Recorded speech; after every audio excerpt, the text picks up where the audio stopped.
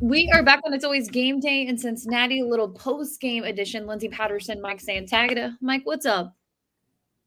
Same as everybody else. A little upset, not feeling great about this. Just to get right into it, I was optimistic. I predicted them to win and for it to be by 14.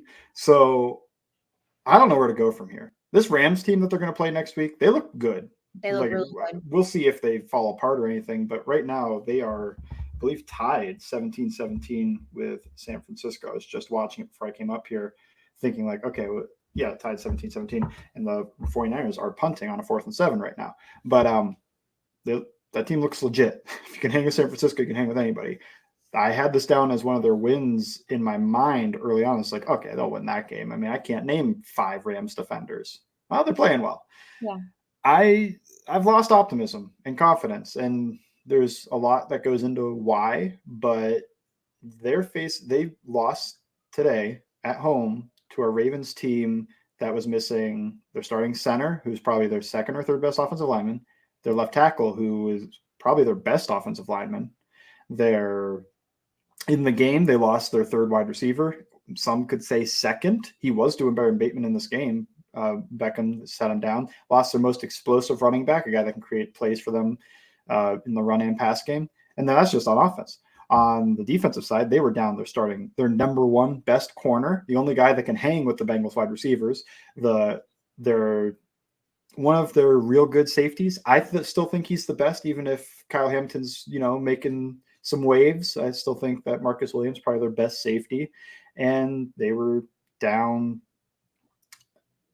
It might have just been all those in my mind. I was trying to think of anybody else, but yeah, that's so many injuries. That's like the Bengals going into this game down Reeder and Awuzie, and then also Kappa and Orlando Brown and a whole bunch of different guys. Like I wouldn't predict the Bengals to win that game going into Baltimore down all those guys, and they just lost the other end of that. So I've lost some optimism. I don't think they're dead in the water or anything, but man, this is a team I thought was going to compete for the 1 seed, and I kind of gave excuses for week 1 because rain game looked terrible, but now I don't know where to go because they don't look like, and they didn't last year, so it is what it is. Slow start, blah blah blah. I just lost some optimism. If you ask me right now, I would predict the Rams to beat them at home next week. Yeah, I would say I'm a fairly optimistic person when I talk about the Cincinnati Bengals. I even last year when they started 0-2, I was like, look, they're just slow. That's just what happens. Your quarterback's not getting camp. It's this, it's that. It's different. When I think of optimism right now, it is very, very low. It is so low, and I'm not trying to be an overreaction right now, but it's so low that I don't think this team is good enough to win their own division. They've done it in back-to-back years, and you look right at now, no, but again, it's week 2, so the grain of salt of they could completely right the ship. But yeah, right now, if you're like, what are the odds? Who wins the division? I'd have Baltimore as the leader, and probably the Browns number 2, and then the Bengals. Well, this is why I don't feel like this team is built to win the AFC North right now. It is very concerning when it comes to Joe Burrow's calf. There are a lot of things. I know Joe Burrow. I know Zach Taylor said that he could have, if they needed him on that last drive to come out there, he was planning on going back out there. But I watched Joe Burrow come off the field, and Joe is normally really good at hiding anything that's happening or when he's coming off a field or if he's dealing with pain or an injury. But he was just gingerly walking, and you could tell when he's squeezing, like it didn't look pleasant. And I know Joe Burrow talked to the media and he said, look, I'm just going to have to feel it out. We'll see how I'm feeling day to day when it comes to the calf injury, but it was tweaked. This isn't a good thing. This is something that we talked about during the camp about, is this something that Joe Burrow is going to have linger all regular season, or is he going to be fully healthy, or is he 90%? We really didn't know, but we knew he wasn't 100% in week 1. He wasn't 100% in week 2. And that is my biggest concern right now. It is 20 times different from being 0-2 last year in the Steelers game and the Dallas game to being 0-2 right now in divisional play, AFC North games, back-to-back weeks, and your quarterback is dealing with something. We don't know how long, and if this is just going to be a season thing for Joe Burrow. And that's why I'm not optimistic right now. Yeah, I do think that is a big factor into why I don't have that much optimism, because it's hard to predict them getting better. But even if Burrow didn't tweak the calf, I don't know if I could predict them to beat the Rams. They just don't look like the right team right now. I will say, I mean, when it comes to like how the offense performed, I didn't think it was all around terrible. I thought they just started really slow, and it that was a little bit of the difference. We can get into that a little bit. The quarterback difference, I think, decided the game. Was Lamar Jackson looked awesome and rarely missed. And when they had him dead to rights, he'd find a way to gain yards out of it, find a way to pump. He had that pump fake and then flick the ball to the guy and gain positive yards. I think there were 100 different times I was yelling at the TV because the Bengals have 2, sometimes 3 or 4 guys surrounding him, and he finds a way to just not like smoke them all and pick up 100 yards, but just not go down and find a way to get positive yards out of that. And that's just not something the Bengals have right now. They get their guys in space one-on-one. I'm thinking of the Irv Smith play against cover 0, and he gets tackled instead. Like, that's the same type of opportunity where, look, you make that guy miss, and now you're getting a ton of positive yards, but the Bengals weren't making those guys miss very often.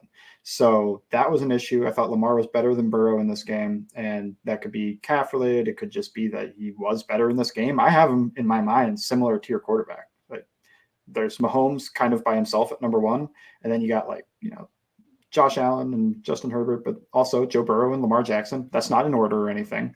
I don't really order them. I just, in my mind, like, yeah, that's a guy that I'd really love on my team and could win games, but lit it up. And Burrow did not, especially early on. I just think there are so many issues on offense, but starting the game 3 and out. In the first quarter, the Bengals defense was on the field for 10 minutes. And that's how long I believe that's how long the Ravens defense was on the field for the first half. So they really struggled getting off the field and a bunch of long drives. And some of that goes against the defense, but I just don't think the offense put them in a good spot to start. Their second drive, wasn't that the one they started at the 50? And they went run for a yard, pass for no gain, incompletion, punt. It was like, oh my God. Did you see the difference when the Bengals had that turnover? It was the next play was a Zay Flowers bomb. It's like, that's usually what you do when you get to midfield like that. The quick change, everything. You're like, okay, quick change, massive shift. Let's compound that. Let's play fake and take a shot down the field. I don't know. But I haven't seen the tape. I don't know what the Ravens were trying to do on defense, but it stifled them early on. I thought second half, Bengals offense was good, but the first half kind of ruined it. Other than the pick, that pick was just terrible. And Joe admitted it. Like, after the game, he was like, look, I need to see the field better. And that is on Joe Burrow. And look, at the end of the day, it's a difference maker when you lose a game by 3 points. They went down and scored off of that. So, we can look back at the interception by Joe Burrow. And I agree with you. Here's the problem. It's getting really exhausting starting 0-2 every year. Or not even 0-2, but just struggling. I think 1-7 in their last week 1 and 2 for the Cincinnati Bengals over the last few years. It's just getting a little exhausting. And this offense to be so slow in the first half is a difference maker. You were at home. You have a little bit of advantage there. You're dealing with a team with that has injuries in their secondary. And for me personally, I know you're going to go back and watch the tape, and we'll break that down a little more on Tuesday's episode, but it just felt like they weren't taking advantage of a depleted secondary for the Bengals offense early in the first half. Yeah. No, I mean, the drive they got rolling at the end of the second quarter, it's kind of funny. It was a pass interference against Stevens, because they finally I'm like, we're just going to go at that guy. Ran duo to his side and ran right at him. And then the next play, it was a completion to T. Higgins against him. And then I think he might have got pulled, because then I didn't see him come up. They went after Ardarius Washington a little bit. Last play of that drive was the incompletion, and that was Rocky Sin in coverage. And Rocky Sin has been their cornerback 4. So I'm wondering if he got kind of like the call up, and he played a little bit better than Stevens did. But I was just surprised it took so long to get to that point, because you can do things to protect those corners. You could still attack them though. Like, find a way to isolate your guy against that guy. And they eventually did. And that was a lot of the offense. But early on, it was just like, the issue to me was early downs in the first two quarters, because they got to 3rd and 8 and 3rd and 9, and they didn't convert those. But you have to do better. You shouldn't be in that spot. You have to stay on schedule. It's hard to live in 3rd and long, and you can get it. I don't know what the best team does in 3rd and long, but I imagine it's nowhere near 50%. It's probably like 33% in 3rd and long situations, which I'm thinking like 8+, which is what both those were. One of the biggest differences was they started getting a bunch of 3rd manageables. They went 5 for 6 on 3rd down after starting 0 for 2, and they averaged like 2.6 yards to convert. Meanwhile, the 0 for 2 was 8.5 yards between the two plays. So yeah, when you're looking at that, it's like, okay, we need to be better early on. And then they got better early on, but too little too late. Like, you're playing from behind so much, and it's tough. I thought Burrow looked a bit like himself, but I do think he was rusty. Obviously the pick, and just in general, some missed passes. I could think of a couple dump offs, which was the weird thing, was like the dump offs were the ones where inaccurate guys like having to reach back or go across their body or just completely missing them. The real big one, that the ball just laying in the middle of the field, that was just another option route that quarterback, wide receiver, not on the same page. And that to me was a sign of like, yeah, Burrow wasn't in camp. They're not seeing it the exact same way right now. Yeah, and Joe talked about that. He's like, look, when your quarterback misses a lot of camp, you're going to see this, and we knew that going in. So I'm not trying to use as an excuse, but you add on the calf injury, and for me personally, I'm not sure how you felt, and I know we talked about it. The second half looked better for the offense, but there was a certain point when they were driving for that TD that they were going really slow on offense, and I didn't understand it. Yeah, I remember, and it was a good run. Yeah. That 1st and 10 in the right when they got to the red zone, they handed it off, and now's not the time. But then I see him carrying guys, and I just turned to like, yeah, go. But my first instinct seeing that was just like, okay, I'm not 100% sure why you are trying to hand this ball off right now. And multiple times, I thought about tweeting it right when the drive started. I was thinking like, okay, I would treat this like 2-minute drill. Like, hurry up most of the drive and try to just work your way down the field that way. And they completed, I believe the first play was either a complete pass or a run, and then just went right back to the huddle. Clock was down to 15 seconds on the next snap. It's like, okay, they're treating it like we need to just score, which I guess, but and that's where that timeout you burn kind of comes back at you. But they had a chance. They gave their defense a chance to get them the ball back, and with 2 minutes left, and they didn't do it. I want to talk more about that side eventually, but we're going to spend like the first half or so on the offensive side. Did you have any feelings about non-Burrow players? Anybody stand out to you in a good or bad way on offense? In a good way? There's actually a couple. And more on the special team side, I could point to Charlie Jones. But my other guy's T. What Higgins. What an electric return that just sparked so much life. That team. It did. T. Higgins. But sorry. Even we're going in two places. I'm jumping. We're like the Bengals offense right now.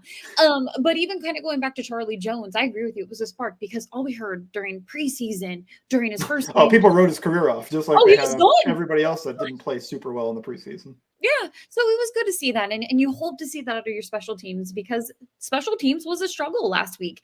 So going on the other side, when it comes to the offensive weapons, and you say, hey, is there anybody else, good or bad? I'll point to the good, and I know we'll talk a little more about offensive line on Tuesday's episode when you have a chance to go back and watch some more of the tape. But for wide receivers, it was T. Higgins. It was going to be a bounce back game for him, and I'm glad that he was able to be that target. It just feels like there's so many opportunities on the offensive side of the ball. There was a Jamar Chase catch that normally Jamar Chase catches. That would have been a touchdown. You look at Joe Burrow's red zone interception. So there was just a lot of missed opportunities on the offense, but I did think the offense did look better from week one, which it was only going to go up after that performance. After the first two drives, yeah. Yeah. The first two drives looked like week one. I went, oh no.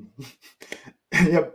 Because the Ravens started with a 7.5 minute drive. And then the offense went 3 and out, and then the Ravens are driving another 4 minute drive. I'm like, they're like, that defense is going to be gassed. They're beyond tired. Give them a shot, guys. But yeah, I think the guy, you say T. Higgins, that's the obvious one. That second touchdown, oh my God, how did he get the second foot down? Like, oh, man. I don't know. He was right in front of the hill. Oh, nice. But I was too busy thinking, how in the world are they going to get 3 more points at that time? The first one was just a dunk classic, but the second one I was like, oh my God. That's why he's going to get a giant bag whenever he finally does get his extension, hopefully from the Bengals. I think another guy that stood out in a positive way was Joe Mixon again. And just like, he looks healthy, man. He looks healthy. He's powerful. He's got a little bit of elusiveness to him. He's staying on his feet through contact. Like, I feel very good about my take all offseason that he might bounce back because I think he was hurt for a lot of last year. He's been healthy and he's looked awesome. And I thought he was probably top 10-ish, maybe. Yeah. I think some people were, and maybe could include me, trying to sneak him in that top 5 2 years ago because he was awesome. It's like he doesn't turn the ball over. He's very efficient. He's strong. He runs like he's like a coach's running back in my mind, where he usually makes the right decision. He runs, through contact, and he holds onto the ball. That's really what coaches want. Some of the guys like the Alvin Kamara's of the world, that's awesome and doing all that. But sometimes I feel like coaches are probably like, come on, let's just keep gaining out these 6-yard gains. And that's kind of what Mixon's able to give him. But when he stays on his feet, runs through contact, it's great. I think he's a very bright part of the offense so far. But to the other side, is there anybody you were disappointed in how they played? Well, when you think of the other side of the offensive line right now, I think it's going to come back to just seeing more of those reps, because I'm watching the game live and I want to see the offensive line. I want to see how much time Joe Burrow had. I know Jonah was getting a few, there was some criticism on Jonah Williams. So I thought that sack was on Burrow, by the way. Did you? Pressure might have been on Jonah, but Burrow stepped up into the offensive line, like, gotta get rid of the ball, man. Yeah. And you could argue it's on Jonah. When I first saw that, I thought like, he just ran into his offensive line. Maybe if the calf's healthy, he rolls out to the right, because Clowney lost contain, and maybe one of the defensive tackles was kind of coming over for that. But it felt more to me like Clowney gambled around the outside, missed the sack, and then instead of Burrow kind of rolling right, which he did a lot of this game, so I'm not saying that he can't do it, he kind of went up into the offensive line. And then I think the eyes dropped because he ran into his offensive lineman trying to keep his eyes downfield. Like, okay, where is everybody right now? And then got sacked. And I think we could probably say the same thing about Cordell Wilson. It hasn't been a good first 2 weeks for him. It hasn't. And I'm not trying to put this on the offensive line, because it's okay to criticize the franchise quarterback. It's fine. He's getting paid a lot of money to be the franchise quarterback. But at the same time, there are a lot of things with this offense. And I know a lot of people want to point at the preseason. They should have been out there during preseason. It's going to be a difference maker if you do not have your quarterback out there with your offensive line and your wide receivers. You needed Joe out there. So when Joe isn't ticking, this offense isn't made to be okay. Joe is the reason that it works. And when Joe is off, it doesn't. And I don't even want to put that on the offense in this game, because I know a lot of people are like, oh, it's offensive line, it's Joe. I think the calf injury, and we'll finish up offense after this, but the calf injury for me personally, it's the biggest concern right now, because this is something that we're going to have to deal with this offense for the foreseeable future. We just don't know what it looks like. They do get one extra day with the game being on Monday Night Football, but you have to think, what is smart right now? You're 0-2. You're in a hole right now in your division, in the NFL overall. What do you do with your franchise quarterback if he isn't? I don't even know what percentage, because again, we are not doctors on this podcast, but the calf injury for me personally, it all just comes back to that when it comes to the disappointments. And it's not that it's Joe Burrow's fault. It's just something that it's very concerning. Yeah, I know my thoughts on the calf were basically the team doesn't seem to have much of a reaction, so I don't have much of a reaction. Now I do have a little bit of a reaction. It's like, okay, doesn't seem good. No, it doesn't seem right. I still don't know if that's the reason why he played poorly for some of this game and great for some other parts of the game. I think that might be more rust than anything. And I thought he did look legit good for a lot of the game. And a lot of the stats, like, his EPA per play, everything's going to go down because of one decision and that interception, because that took at least 3, possibly 7 points off the board. I think it was on first or second down. It wasn't a third down pick. And either way, you don't throw those picks in the red zone. Tough. I think we are at the point where I was a little lower on Irv Smith this year. And we may be now at the point where, yeah, that's probably where we should be. Is he's probably not a receiving upgrade over Hayden Hurst and CJ Uzama, and he's not a blocking upgrade over them for sure because of his size. This is, I guess, well, I hope he turns it around. I like him. I think he moves well. If he can create some separation and, work those things. But where I am right now is kind of like, oof, could this be not a giant one, but just a slight whiff in terms of trying to find that 1 year rental tight end? I think and they went to Herb a couple times and it just didn't work. And we can point out, like, him and Joe getting those reps, getting comfortable with each other, but it's really not working out. And there's no excuse though. I mean, maybe we feel different if he gets his second foot down on that first target down the field, but he did a good job getting open on it. he got open a lot. It never felt like him and Joe were on the same page when they were trying to connect. So for me personally, maybe it gets better.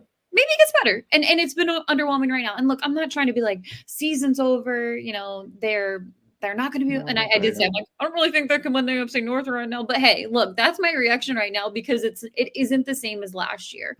You're 0-2. You have I would say, a pretty hot Rams team coming into Monday Night Football to pretty much prove everybody wrong. When everybody's doubting them, who do they have on their team? They still have a lot of playmakers. And Matthew Stafford, to a lot of people, is a top 10 quarterback in the NFL. So you have that coming around the corner.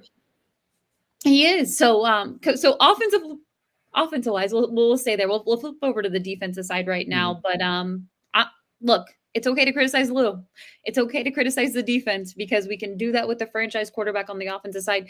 We can tell Zach Taylor he's not doing a great job when it comes to calling plays. But on defense, they struggled today. They struggled hard, and my first thought was this was supposed to be an advantageous matchup for their defensive line against a very beat-up Ravens offensive line. Not much taken advantage of. The only thing I can think of was Reeder drawing 2 holding penalties on back-to-back plays. And other than that, like, what big plays does this defensive line make? I saw one-on-one opportunities for Trey Hendrickson against Patrick McCarry, and he didn't get home. And I'm like, man, that is a matchup you have to win. When you get that one-on-one, you got to run through him and get to Lamar.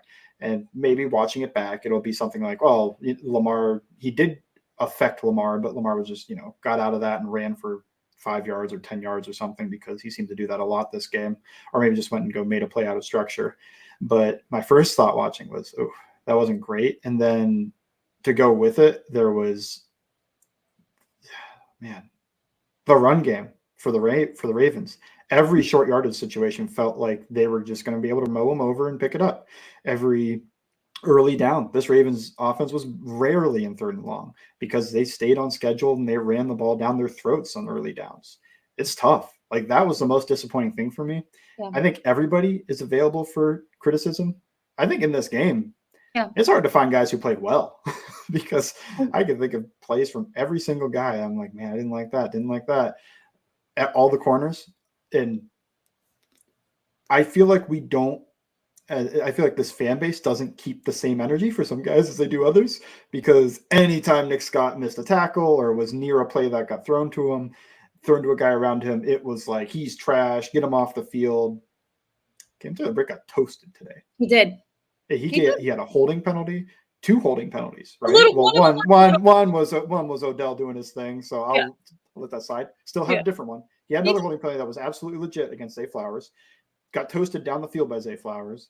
And it's just like, man, I think he's a solid player, but that was not a good game from him. And I just, people don't really talk about that part. They just, they want to yell about Nick Scott. I mean, I remember I tweeted, it said, oh, I think that's a head or neck injury for Nick Scott. And one of my replies was like, good, get him off the field. And I was like, now's not the time. But no. They just don't, it feels very much, and maybe this is why I have been such a Nick Scott truther. It feels very much like this fan base wants him to fail, and because they don't like him. Like Jonah. Yeah. And then look where I am with Jonah, and where I keep trying to say he's just a fine tackle. He gave up pressure today. He didn't play well. I think the sack could have been at least 50% or so on Burrow, but both these guys, it feels like the fan base wants them to fail. And it's not, you're allowed to criticize anybody, but be fair with it. That's all I think is, like, there's a difference between normal critique, and then there's the other side of that, which is kind of the unfair, I I'm trying to find a good word for it, but it's kind of like Schadenfreude of like rooting for trying to watch a guy enjoy watching them fail. And it's like, they're on your team, man. Yeah. And yeah, Jordan Battle went out there. He was no different than Nick Scott, I don't think. But also, how are we having these takes on safeties? We can't even see them on the tape. They're watching broadcast and they just go off the screen. It's like, I just don't understand how they have all these massive takes on safeties. To me, I was most disappointed in Cam Taylor-Britt, and a little bit, it's just one play, but how did Chidobe Awuzie give up that touchdown to Nelson Aguilar? I think, oh man, I see that matchup, one-on-one man coverage. You're not going to get help on that situation. That gave me the very slightest alarm bell of, I'm not sure his athleticism right now is where it was before the injury, just because Nelson Aguilar is really fast, but I feel like past Cheeto would have been over the top on that, or at least been in a position to make a play on it. I agree with you there. I think you can look at the corners right now and be like, that was a very disappointing response. When I see that on the highlight of Cheeto getting beat, it's very disappointing, but I agree with you. When it comes to rep counts, ACL, how do you feel his speed? And be patient with him. I know, yeah. You have to. This game, it was just one of the biggest plays, but I would say Cam Taylor expected more. I don't think Zay Flowers is a good matchup for him. I think he wants to be against big physical guys, not those small shifty types. But still, if he's going to be, a true, number one type corner, got to be able to match up against that guy and be able to exert his will a little bit, probably at the press point, which he didn't do. And Zay Flowers isn't going anywhere.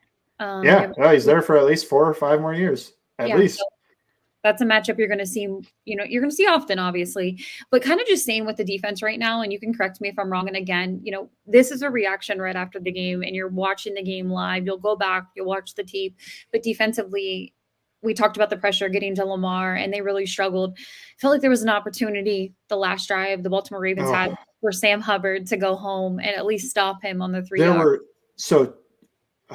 This might be part of what I write about, but I don't know. I still can't figure. I always watch the game and then figure out what I'm going to write about. But man, so I don't think Lou had a bad play call on that. Okay. I think he did a good job covering things down the field.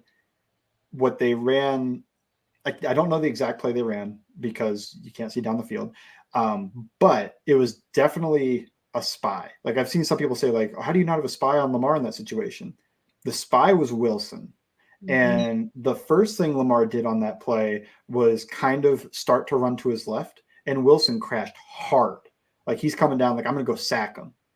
But then Lamar stops, like 1 foot stops, and then turns and starts running to his right. And Wilson's washed at that point. Just he is stuck in the offensive line. He can't get over the top. And now you've lost that guy. And then Sam Hubbard, you could argue, like, and I think I did argue, like, maybe you could disengage and just hold him up. But he didn't, and it's tough. That was one of their starters. Both right guard and right tackle. Those were their starters last year. Starters this year. Zeitler still a good player. Morgan Moses still a solid player. So like those weren't the guys that I thought they'd take advantage of. I thought they'd go center, left guard, left tackle. They could take advantage of, and didn't see it too much. But yeah, that play was tough because I think they had man coverage called, which means, backs turned to the quarterback, and then they were trusting that Logan Wilson would be able to spy and contain him and maybe hold him up or bring him down for help. Instead, he got washed into the line, and then you're kind of playing, okay, Sam Hubbard, can you disengage and make the play of the game here? And he wasn't able to. There was another play, though, early on, and Nick Scott was free runner. He got back there, and Lamar made him miss, and then Sam Hubbard's on the other side, and Lamar made him miss. And it's like, you two have to work together here. One inside, one outside, and keep squeezing into him so that he can't do this. But he made them both miss, and then I believe picked up the first down. It was on 3rd down. It was tough. Another play earlier, I was like, man, Lamar just made them look silly, and that's just tough. This is a good tackling team, and they didn't look like it today. And maybe I shouldn't think of them as a good tackling team. Now, they were last year, and they were the year before, but there are new pieces. The middle of the field was taken advantage of a lot in this game. And it felt to me like the linebackers and the nickel and sometimes the safety weren't squeezing things enough, because you want to squeeze those windows when you're playing. against this team because they have Mark Andrews and guys that like to work over the middle of the field. And it felt more like they had eyes on Lamar. A guy would run in front of them, and then he wouldn't move to try to squeeze that window and make a play on the ball. Yeah, I mean, there's a lot to go back and watch that tape. And look, to be completely honest, I always kind of like end it full picture, full circle of where this team is right now. They're 0-2. I know a lot of people want to point to last year and say, well, they're 0-2. It does feel a little bit different because of Joe Burrow's health. We don't know what's going on.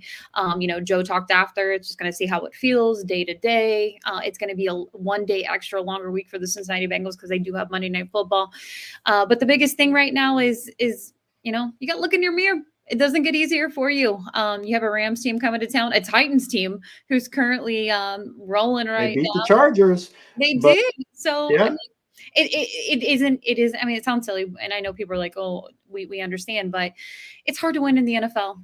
We're a top dog in the AFC for the last 2 years, and health is extremely important. So the biggest thing right now for me personally is you get those updates on Joe Burrow. You make that decision. They have great people, trainers on staff who will make that decision on kind of what's going on with Joe, and that's going to be something that you're going to want to watch. But you can't take next week as saying, oh, it's just the Rams in town. It doesn't get easy for this team, and they do have a few more question marks, I feel, even on the defensive side as they go into week 3 of the season. It's not a great feeling, I would say.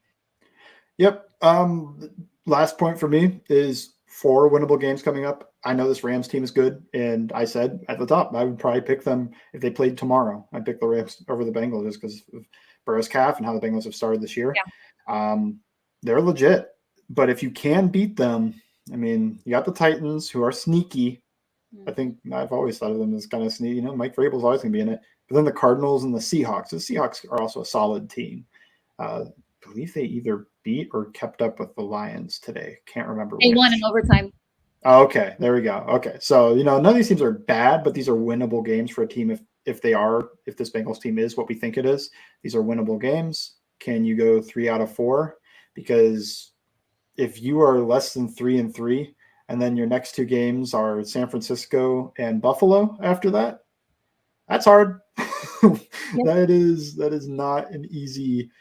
You could be 3-5, and that would be tough. And still have to play the Chiefs, and still have to play the Jaguars, and still have to play the Ravens and the Browns again. So that would be a rough spot to be in. But hey, week by week, I'm just kind of looking ahead a little bit of like, I think if it was me, I'd want to be at least 3-3 going into those 2 tough games. So if you split those, you're 4-4, and that feels okay, rather than going into that game 2-4 and hoping to turn your season around against 2 tough opponents. Yeah, 100%. And we'll see what happens. Next time we talk will be Tuesday, a chance to look at the tape, a little more of a breakdown on the offense, defense, and even special team side on It's Always Game Day in Cincinnati. Make sure you're following along. Bengals_Sands. You can follow me at LNDS Patterson. And thank you for listening to It's Always Game Day in Cincinnati.